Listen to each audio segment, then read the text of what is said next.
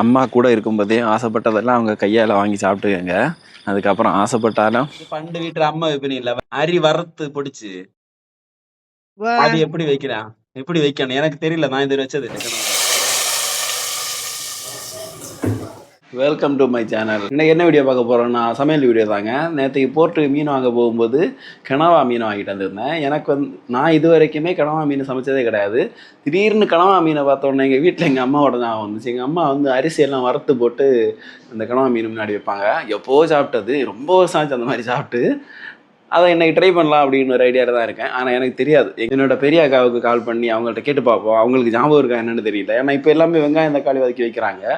அவங்க இப்போ எப்படி வைப்பாங்கன்னு தெரியல. அவங்களுக்கு ஃபோன் பண்ணி கேட்டு பார்த்து அவங்க சொல்கிறபடி தான் இன்றைக்கி சமைக்க போகிறேன். ஓகேவா, நாங்கள் முதல்ல ஃபோன் பண்ணோம். ஃபோன் அடித்தா எடுக்கிறாளா என்னென்னு தெரியல. கால் பண்ணி பார்ப்போம். நீங்கள் பேசுகிறது டிஃப்ரெண்ட்டாக இருக்குன்னு சொல்லுவீங்கல்ல. இப்போ எங்கள் வீட்டில் எங்கள் அக்காட்ட பேசுகிற மாதிரிங்க.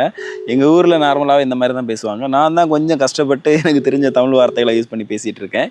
இதை கேளுங்க, அப்போ தெரியும் எங்கள் அக்கா பேசுகிறது. சொல்லு எப்படி நல்லா இருக்குதியா? என்ன பிள்ளை நல்லா இருக்குதியான்னு கேட்டேன். நல்லா இருக்கேன் பிள்ளை நல்லா இருக்குதியா? ஓ நல்லா இருக்கேன்.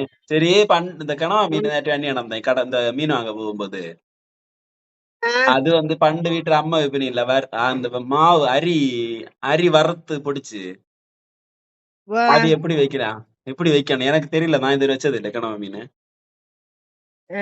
அத நீ நல்லா கழுவுனியா? ஓ எல்லாம் கழுவி எல்லாம் வச்சாச்சு. நமக்கு அம்மா என்ன செய்வான்னு சொன்னா, அது தேங்காய், அடுத்து சின்ன ஜீரகம், மிளகு, இஞ்சி, வெளுத்துள்ளி எல்லாம் தேங்காய்க்க கூடைய அரைச்சு இந்த கணவையுமா சேர்த்து வேக வச்சு வெந்து அது நம்ம ஒரு பருவ ஆவி வரும்பா அரிய கொஞ்சம் செவக்க வறுத்து கரிய பாது ஒத்து மீனுக்கு அரைச்சி வீத்தி கலக்கி நம்ம மீன் அவிப்போம் இல்லை, அதே போல வச்சு அவிச்சு கொஞ்சம் வத்தி கொஞ்சம் காய்ச்சி வார பருவத்துக்கு கொஞ்சம் வெள்ளம் போல நிக்கிய பருவத்துல அரி வறுத்து பொடிச்சு அதுல தட்டி கிண்டி எடுத்தாங்க. அப்ப கடுகு தாளிச்சு அடுத்தது கடுகு தாளிச்சதான் அடுத்தது. அதுக்கு மேல கடுகு தாளிச்சு நான் எல்லாம் கொதிச்சுண்டு இருக்கும்போலே அரி பொடிச்சுட கொஞ்சம் கடுகு தாளிச்சு வீத்துவேன். அது களைஞ்சு போறதா அரி பொடி போடுவியா? வா அரி பொடி போட்டா தீ வச்சிருது. நல்ல கொதிச்சு இப்படி இருக்கீங்களா, அந்த நேரம் கிண்டி உடனே அப்படியே மூடி வச்சானு எங்கதான் அந்த அரிக்க மனம் இருக்கு நமக்கு தின்னும்பா. உங்கள எத்தனை பேருக்கு என்னோட அக்கா பேசுனது புரிஞ்சுது அப்படின்னு கமெண்ட் பண்ணுங்க. அப்படியாக ஆரம்பிக்கலாமா? கனவா கட் பண்ணி வச்சுருக்கிறேன். சின்ன சின்ன கனவா. இதுதான் டேஸ்ட்டு நல்லா இருக்குங்க, பெருசை விடவும். அப்புறமா தேங்காய் ஒரு கைப்பிடி அளவுக்கு கொஞ்சமாக தான் எடுத்துருக்கிறேன். அதனால கொஞ்சமாக தான் தேங்காயும் எடுத்துருக்கிறேன். அது கூடவே கொஞ்சமாக ஜீரகம், கொஞ்சோண்டு மஞ்சள் தூள், ஒரு 1.5 ஸ்பூன் அளவுக்கு மிளகாய் தூள் போட்டிருக்கேன். இது காரம் கிடையாதுங்க, அதனால தாங்க 1.5 ஸ்பூன் எடுத்துருக்கிறேன். கூடவே ஒரு 4 பல்லு பூண்டு, ஒரு சின்ன துண்டு அளவுக்கு இஞ்சி, இது எல்லாத்தையுமே தண்ணி ஊற்றி நல்லா அரைச்சி எடுத்துக்கலாம். இன்னைக்கு குழம்பு மண் சட்டியில் வைக்க போகிறேன். நார்மலாகவே எங்கள் ஊரில் மீன் குழம்பு எல்லாமே கலந்து வச்சுட்டு அப்புறமா தாங்க அடுப்பு ஆன் பண்ணுவாங்க. சட்டி வச்சு சட்டியில் கட் பண்ணி வச்சுருக்கிற கனவா எல்லாத்தையும் சேர்த்துக்கலாம். அப்புறம் அரைச்சி எடுத்துகிட்டு அந்த அரைப்பையுமே இதில் சேர்த்துக்கலாம். அதுக்கப்புறமா அந்த மிக்சி ஜார்லேயே கொஞ்சம் தண்ணியும் கூட சேர்த்துக்கலாம். ரொம்ப தண்ணியாக எல்லாம் வைக்க மாட்டோம். இந்த குழம்பே ஒரு மாதிரி திக்காக தாங்க இருக்கும். ஒரு என்ன சொல்கிற தொக்கு மாதிரி இருக்குன்னு வச்சுக்கோங்களேன். ஒரே ஒரு தக்காளி மட்டும் கட் பண்ணி அந்த தக்காளியும் சேர்த்துருக்கிறேன். தேவையான அளவு உப்பும் போட்டு நல்லா கலந்து விட்டு வேக வைக்க போகிறோம். ஒரு 10-15 நிமிஷம் வரைக்கும் வேக வச்சாலே போதும். ஏன்னா இது சீக்கிரம் வந்துடும் அப்படிங்கிறாங்க. அதனால் நல்லா கொதிக்க வச்சு வேக வச்சுருவோம். குழம்பு வெந்துட்டு இருக்கும்போதே பக்கத்தில் நம்ம அரிசி வறுக்க ஆரம்பிக்கலாம். ஒரு 1/2 கப் அளவுக்கு அரிசி எடுத்துருக்கிறேன். அதாவது ஒரு கைப்பிடி அளவுக்கு அரிசி எடுத்துருக்கிறேன். இது கரெக்ட் அளவு எனக்கு தெரியல, அதனால நான் வறுத்து எடுத்துருக்கிறேன். நார்மலாகவே இந்த அரிசி வறுத்ததுக்கு அப்புறம் மிச்சம் வந்துச்சுன்னா அதில் தேங்காய் துருவி போட்டு சர்க்கரை போட்டு கொடுப்பாங்க அப்படின்னு அம்மா கொடுப்பாங்க அப்படின்னு அக்கா சொல்லும்போது எனக்கு ஞாபகம் வந்துச்சு. சரி, அப்படி வந்துச்சுன்னா நம்ம அப்படி செஞ்சு சாப்பிட்டுக்கலாம் அப்படின்னு தான் வறுக்க ஆரம்பித்தேன். ஆனால் வறுக்கும்போதே எனக்கு ஏதோ மிஸ் ஆகிற மாதிரி இருந்துச்சுங்க. அதாவது அந்த நார்மலாக வீட்டில் வறுக்கும்போது அரிசி வறுக்கும்போதே நல்ல ஒரு வாசனை இருக்கும். வறுத்து வச்ச அரிசியே நாங்கள் வாரி வாரி திம்போம். எங்கள் அம்மா திட்டிகிட்டே இருக்கும், குழம்புக்கு வேணுண்டா அப்படின்னு. அந்த மாதிரியான ஒரு இது. ஆனால் இது சுத்தமாக எந்த அரிசி வெடிக்கவும் இல்லை, ப்ளஸ் வாசனையும் இல்லை. எனக்கு ஒரே டவுட்டாக இருந்துச்சு, ஒருவேளை பச்சரிசி தான் சொல்லியிருப்பாங்களோ. நான் வேறு கேட்கவே இல்லையே, அரிசின்னு சொன்னாங்க. நானும் இந்த மாதிரி புழுங்கல் அரிசி எடுத்துட்டேன் அப்படின்னு. சரி, எப்படி வேணால் பார்ப்போம் கடைசி அப்படின்னு சொல்லிட்டு வறுத்து வச்சுட்டேன்.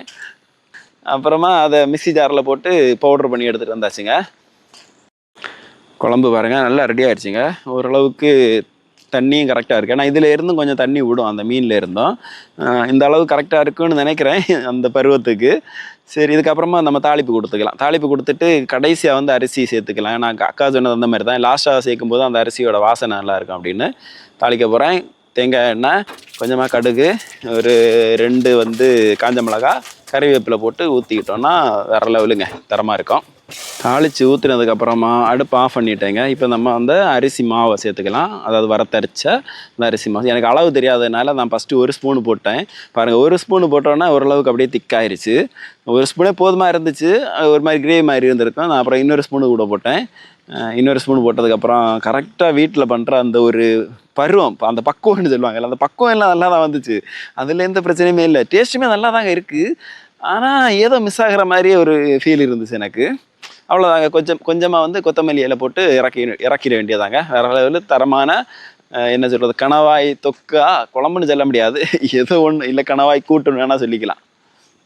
அதுக்கப்புறமா எங்கள் அக்கா சொன்ன மாதிரி பேலன்ஸ் இருந்த அந்த அரிசி மாவில் வந்து கொஞ்சமாக தேங்காய் துருவி போட்டு கொஞ்சம் நாட்டு சர்க்கரையை போட்டு ஒரு லட்டு மாதிரி பிடிச்சி வச்சுட்டேங்க.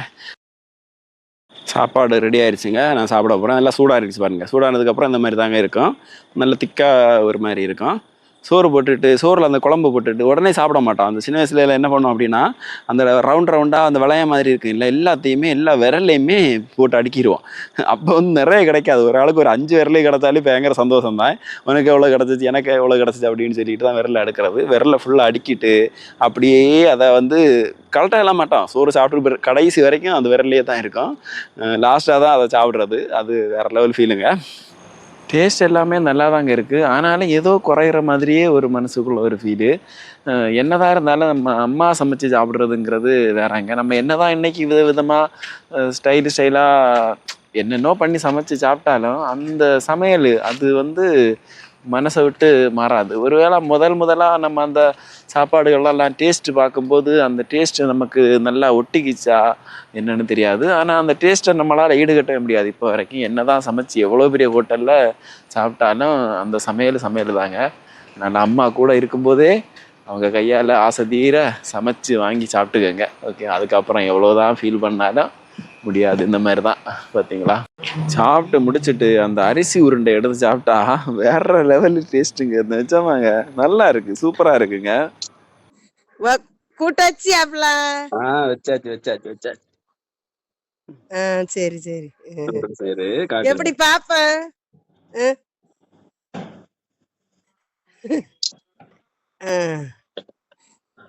நான் வச்சு அதை விட நல்ல கலர்ஃபுல்லா இருக்கு. கலர்ஃபுல்லா இருக்கா?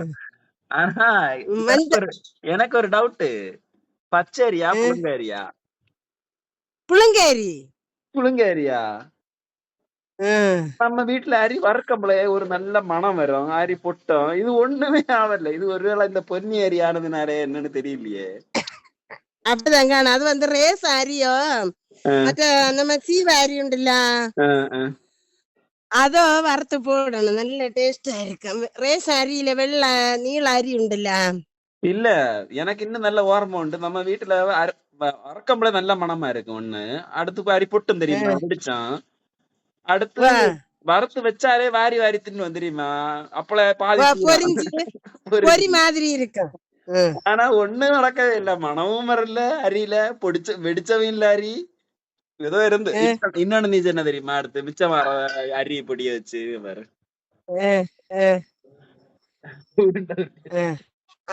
அது நல்லா இருக்கு. நல்லாதான் இருக்கு. நீங்க இந்த மாதிரி கனவா மீன் சாப்பிட்ருக்கீங்களா அப்படின்னு கமெண்ட் பண்ணுங்க. ஓகேவா, உங்க ஊர்ல எப்படி வைப்பீங்கன்னு சொல்லுங்க. நான் இன்னொரு நாளைக்கு ட்ரை பண்றேன். இன்னும் கொஞ்சம் இருக்கு, ஒரு பேக்கெட்ல இன்னும் பாதி இருக்கு. ஓகேவா, ஓகே, பாய் பாய். இன்னொரு வீடியோல பார்ப்போம். டாட்டா.